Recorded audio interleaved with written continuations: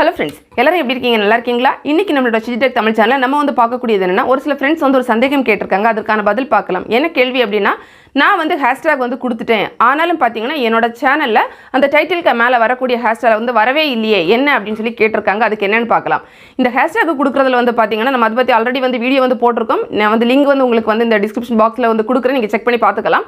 இதில் முக்கியமானது என்னென்னா, நீங்கள் வந்து இந்த லொக்கேஷன் வந்து ஆட் பண்ணுறீங்கன்னு வைங்க. இப்போ ஹேஷ்டேக் கொடுத்ததுக்கு பிறகு நீங்கள் லொக்கேஷன் வந்து ஆட் பண்ணிங்கன்னா உங்களுக்கு வந்து அந்த ஹேஷ்டேக் வந்து ஷோ ஆகவே செய்யாது. ஆனால் அதில் என்ன தெரியும்னா, உங்களுக்கு அந்த லொக்கேஷன் தான் உங்களுக்கு மேலே அந்த இடத்துல வந்து தெரியும்.